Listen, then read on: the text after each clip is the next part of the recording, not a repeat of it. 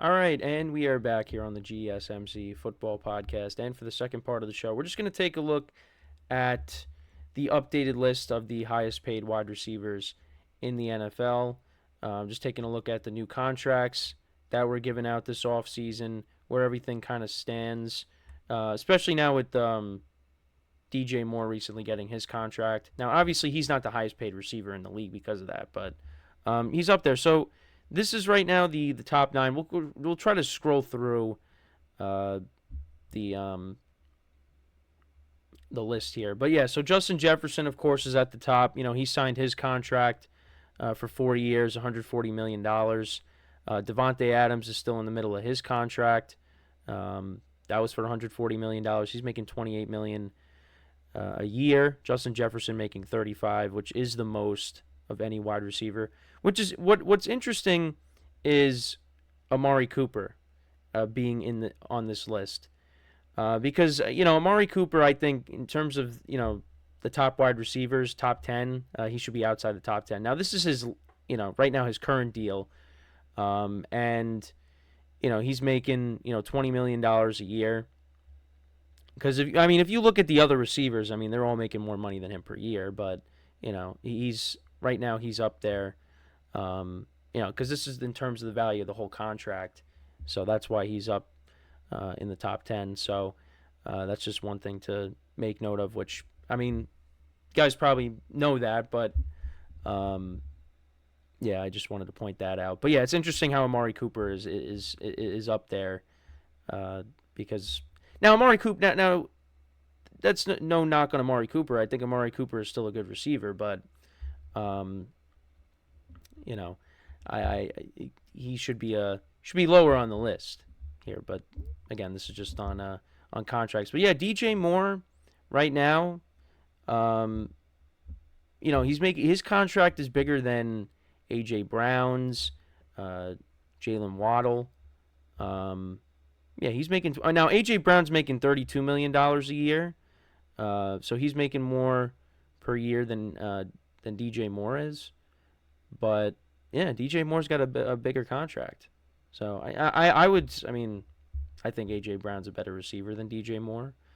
But yeah, that's one thing to look at. Tyreek Hill's looking for a new deal. We know that. So we'll see if he eventually gets that. You have AmonRaSt.Brown that got his new deal, $30 million a year. He's making a little bit more than Tyreek Hill at the moment. Tyreek Hill's deal ends in 2026. But yeah, so you got Justin Jefferson, you got AmonRaSt.Brown, DJ Moore, A.J. Brown, Calvin Ridley's contract with the Titans. You have Jalen Waddle there. I'm going to see if I could try to scroll through this without messing anything up. But then you got Keenan Allen. His deal is going to expire after this year, making about $20 million, or a little over $20 million. Cooper Kupp, his deal is over by 2026. We also got Devontae Smith, who got his new deal. Yeah, that expires after 2028. He's making $25 million a year. Nico Collins. His 3-year deal, $24 million. He was another receiver that got paid this offseason. And listen, and Christian Kirk, I talked about it with my friend, when we did our podcast together, about that deal and how, we just didn't think Christian Kirk deserved that kind of money. Now look at what other receivers have gotten since then, and he's making, like I said, $18 million a year. So that doesn't look as bad of a contract now with the updated list. Michael Pittman, another guy that got a new deal this offseason. He's making $23 million, only a $70 million contract. So that was a good deal for the Colts. Also, I never talked about it, but Courtland Sutton restructuring his deal. He's making $15 million this year. And this deal ends after 2025. But yeah, they restructured it. I wonder if he's going to end up on another team. But yeah, I wanted to bring that up because I know he got that. I didn't really discuss it that much. But yeah, looking at this list, though, I mean, a lot of receivers got paid this offseason. And, we're still waiting on when CeeDee Lamb, Brandon Ayuk, when they're going to get their new deals. I know I sound like a broken record at this point with those with their contract negotiations. But at some point, they're going to get it. And when CeeDee Lamb does get his contract, I mean, he's going to be somewhere, where he's going to be towards the top, where Jefferson, Devontae Adams, and AmonRaSt.Brown are. I have no doubts about that. I mean, he's coming off of his best year. I mean, he should get paid close to top dollar. I mean, because because I think I brought it up earlier, just that I don't think he deserves as much money as Justin Jefferson, but that's because of how I feel about Justin Jefferson, the player, over CeeDee Lamb. I think Justin Jefferson is slightly a better player, but CeeDee Lamb is a top 3 receiver, especially after last year, and he had a better year than Jefferson. Now Jefferson still had over 1,000 yards, but and give him credit, he still had over 1,000 yards with the issues at quarterback and also the fact that he was hurt. But CeeDee Lamb, posting over 1,700 yards receiving. I mean, he was an absolute stud last year. He deserves to get paid top dollar. Could he reset the wide receiver market? I mean, we'll see. I don't know if the Cowboys want to give him that much money because they got some other things that they got to figure out, particularly with Dak Prescott. So it's going to be interesting, how that all plays out. But yeah, a lot of receivers got paid this offseason. Like I said, you got both Eagles receivers. Jalen Waddle got a new deal. Calvin Ridley, as a free agent, got a new deal. Justin Jefferson, AmonRaSt.Brown, DJ Moore recently. I mean, a lot of receivers got paid.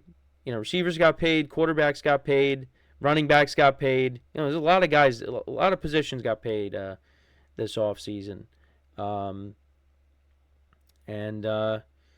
Yeah, and then looking at some of the, so Devontae Adams' deal is going to end in a couple years. Tyreek Hill, already is desiring a new deal. You got Amari Cooper. Where is Amari Cooper going to end up if he's not with the Browns? That's something I'm interested in, where he could end up. Because I still think he could be a productive receiver for you, but I think, probably, I mean, I think his best days are probably behind him. I think he's still got productive years left, but if he's your number one receiver, and he's got an injury history that you got to worry about, but I think Amari Cooper's going to have no problem finding a new home. But yeah, I mean, it's crazy how fast his deal went. Signed in back in 2020, and that deal's on its last year already. So he might be on the market. Maybe the Browns bring him back, depending on what kind of season he has. But he could be somebody that's on the move next year. I mean, all these receivers, I expect them to have really good seasons. These are, the top receivers in the NFL right here. I mean, you got Justin Jefferson, Devontae Adams, Tyreek Hill. Now, some of these guys, I mean, the top two up here, Justin Jefferson and Devontae Adams, they got a little bit of, competition going with their quarterbacks. I mean, we don't know who's going to – I mean, Sam Darnold, I think, is going to start week 1 for the Vikings. But, at some point, J.J. McCarthy is going to take over, you would imagine. And then for the Raiders, you got Aiden O'Connell and Gardner Minshew. Who's going to start between those guys? And you have people saying that Aiden O'Connell, it's his job to lose just because he's been there already. But I don't know. It's going to be interesting to see what happens there. I'm curious to see how Calvin Ridley does with the Titans. The Titans offense, how is that going to be with him, with DeAndre Hopkins, Tyler Boyd? How is that offense going to work out? With those pass catchers. Well, actually, for the and another receiver too is Keenan Allen. What are the Bears going to do with him? Depending on what kind of season he has, are they going to bring him back, or is this kind of one and done thing? Because you do have Rome Odunze, so that's another receiving core that I'm excited for, which we talked about a little bit. before in the last segment. So you got DJ Moore on his new deal, Keenan Allen. Those are the top two receivers. I mean, we'll see how Rome Odunze is, but all indications are he's going to be a stud. Could, become that number one receiver at some point. But right now, you got DJ Moore and Keenan Allen ahead of him on the depth chart. But yeah, I mean, there's really no contract on here where I'm like, that player does not deserve that kind of money. I mean, you look at Amari Cooper's contract, and it's it definitely because I mean, in terms of the total contract, he's making like I said, more than A.J. Brown. But yeah, I mean, he was only making $20 million. A year. But you see how it changes. You see how the receiver market has changed from when Amari Cooper signed his new deal to what everybody else has. I mean, everybody's making, close to $30 million or over $30 million. I mean, Devontae Adams, he's making $28 million a year. I mean, I think he should be making more than that, with the kind of receiver he is. Now, obviously, when he went to the Raiders, he was supposed to be playing with Derek Carr, but, things changed, and now he's playing with Aiden O'Connell or Gardner Minshew. But, if he was still playing with Rodgers, he still puts up good numbers, but, I wish his quarterback situation was better. I wish, the Raiders still had Derek Carr, honestly, but that's not what happened. So, but yeah, let me know what you guys think about the updated list of the highest paid receivers in the league. What stands out? DJ Moore now is in that top 5. And listen, we'll see what happens with CeeDee Lamb and Brandon Ayuk when they eventually get paid. So before we go to break, just want to remind you guys once again to tip or donate and get your comments recognized. Make sure to go to the following link. That is GSMCPodcast.net. Really helps the show, makes the show more interactive between myself, the host, and you guys, the viewers. Again, that is GSMCPodcast.net. And as always, it is displayed on the ticker at the bottom of the show segment down below. So when we come back from our second break of the show, we will talk about the AFC North. We will rank the running backs in that division when we come back from our next break. So, with that being said, stick around, and we'll be right back here on the GSMC Football Podcast.